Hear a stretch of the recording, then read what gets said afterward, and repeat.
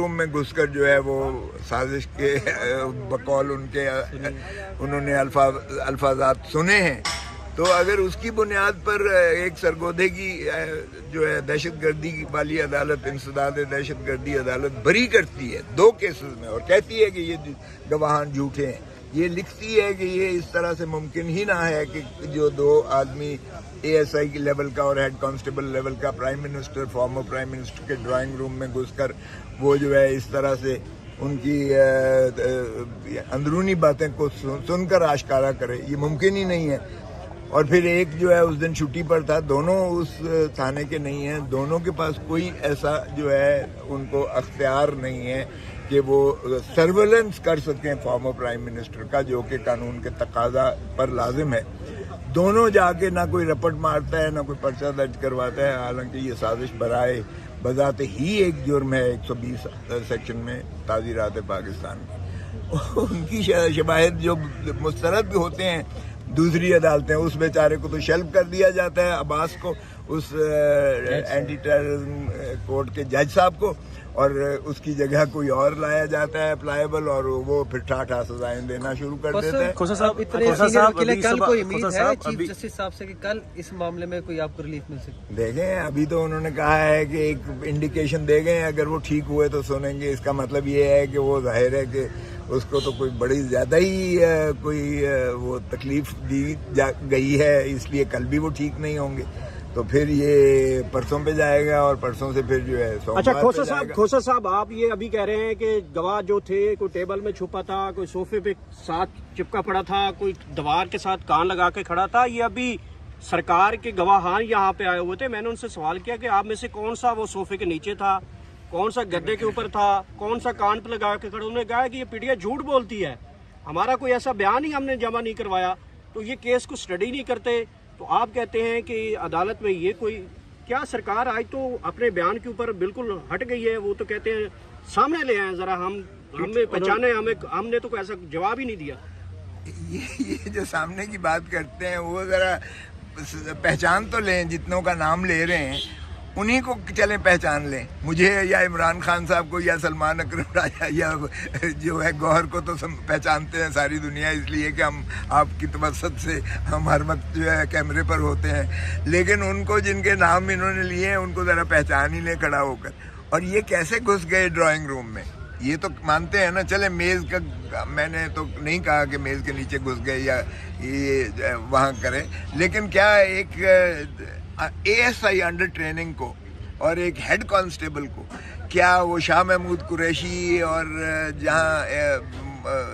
جو ہے عمران خان صاحب موجود ہیں ان کے ڈرائنگ روم میں، جہاں ساری کیبنٹ کے اراکین ہیں، کیا وہاں ان کو جو ہے کوئی وہاں آنے دے گا؟ اور ویسے بھی آپ کو پتہ ہی ہے کہ خان صاحب کا جو ہے گھر ہو یا آپ جا کر دو دیکھیں، 10 جگہ پر جو ہے روکا جاتا ہے، چیکنگ ہوتی ہے اور ان کا شناختی کارڈ لیا جاتا ہے، اس طرح تو کوئی اندر جا ہی نہیں سکتا۔ تو باہر کیا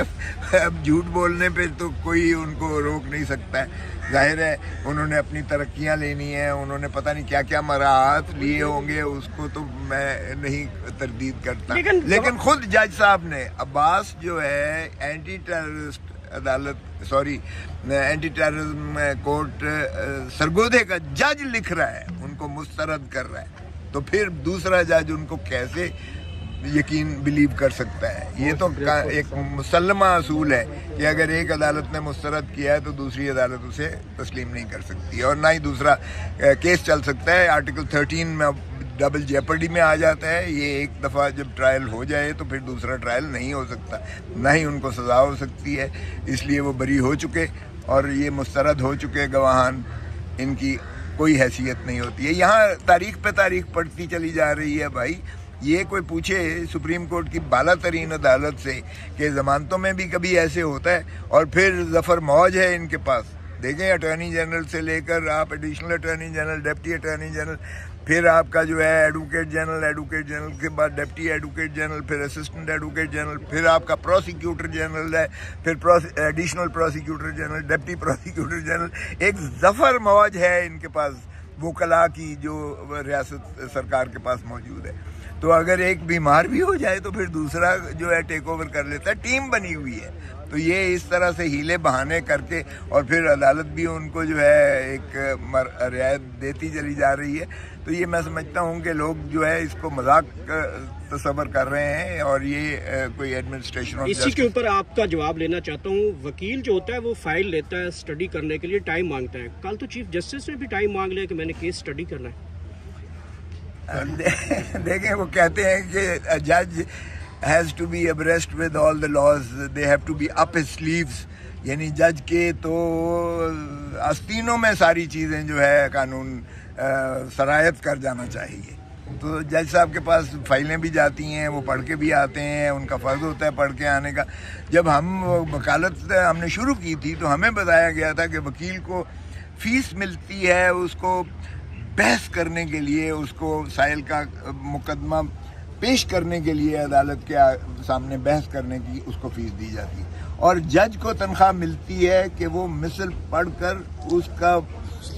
فریقین کو دلائل سننے کے بعد فیصلہ کرے, اس کی تنخواہ ملتی ہے جج کو. تو جج صاحبان اور اس وقت تو ماشاءاللہ 34 لاکھ روپیہ تنخواہ لیتے ہیں جج صاحب, اور آپ کو پتہ ہے 30 لاکھ روپیہ 29 لاکھ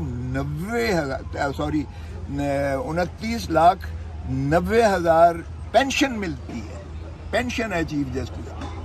تو آپ اگر 34 لاکھ آپ تنخواہ لیتے ہو مہینے کی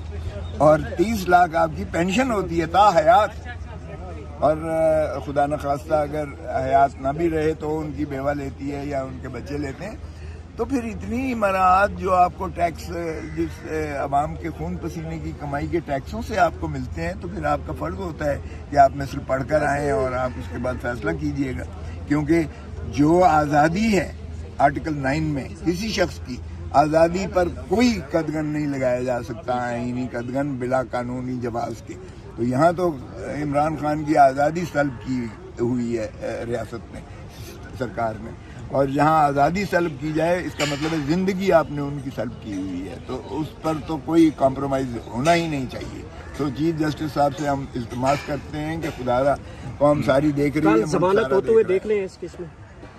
میرا خواہش تو ہے یہی ہے کہ یہ ضمانت لیں, کیونکہ اگر ریمانڈ کیا انہوں نے